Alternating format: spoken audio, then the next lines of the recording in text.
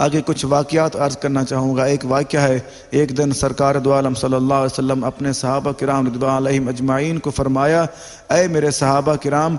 مال خرچ کرنے والے اور بخیل کی مثال ان دو آدمیوں کی طرح ہے جنہوں نے پورے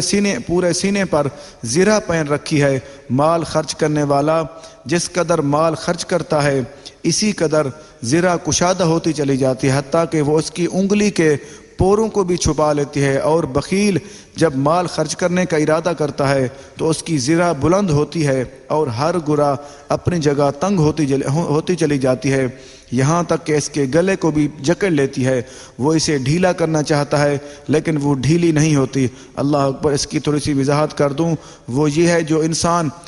خرچ کرنے والا ہو، بلکہ جو انسان بخیل ہو اس کی مثال ارشاد فرمائی کہ دو آدمیوں کی مثال آپ نے واضح فرما دی، بخیل اور سخی کی۔ جو انسان بخیل ہو اس کی مثال یہ فرمائی کہ جو انسان بخل کرتا ہے، وہ آدمیوں کی جنہوں نے پورے سینے پر زرہ پہن رکھی ہے، اس کی مثال فرما دی کہ زرہ وہ ہوتی ہے جو جنگ کے لیے پہنتے ہیں، وہ لوہے کی بنی ہوتی ہے، اس کے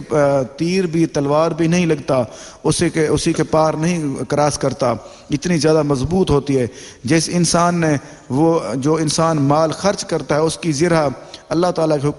حکم کے ذریعے بڑی ہو جاتی ہے، بلکہ وہ انسان کے جو پاؤں ہوتے ہیں نیچے والا حصہ، وہ پاؤں کی انگلیوں کے پوروں کو بھی چھپا لیتے ہیں۔ اس کا مطلب یہ ہے کہ انسان محفوظ ہو جاتا ہے، کیونکہ دیکھو زرہ انسان پہنتے ہیں جنگ کے معاملات میں، وہ اس لیے پہنتے ہیں کہ اپنے آپ کو محفوظ کیا جائے، اگر ہمیں کوئی تلوار یا تیر نہ لگے۔ اس لیے جو انسان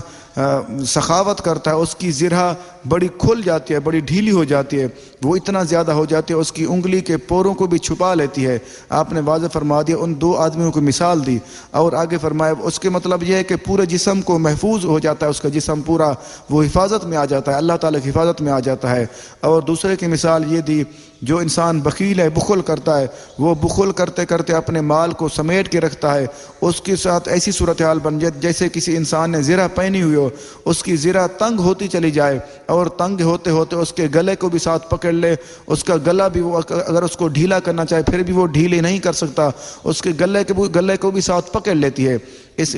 سے یہ بھی معلوم ہو رہا جو انسان خرچ کرتا ہے اللہ تعالیٰ اس کو اپنی حفاظت میں لے لیتا ہے، جو انسان خرچ نہیں کرتا ہے، بخل کرتا ہے، وہ اللہ تعالیٰ کے معاملات میں، وہ یہاں پہ اس کے معاملات میں اس کو تنگی آ جاتی ہے، کیونکہ اس کی دنیا مشکل ہو جاتی ہے اور اس کی آخرت بھی مشکل ہو جاتی ہے۔ یہ مسلم شریف کی حدیث ہے، کتاب الزکوٰۃ، صفحہ نمبر 510، حدیث نمبر 1021۔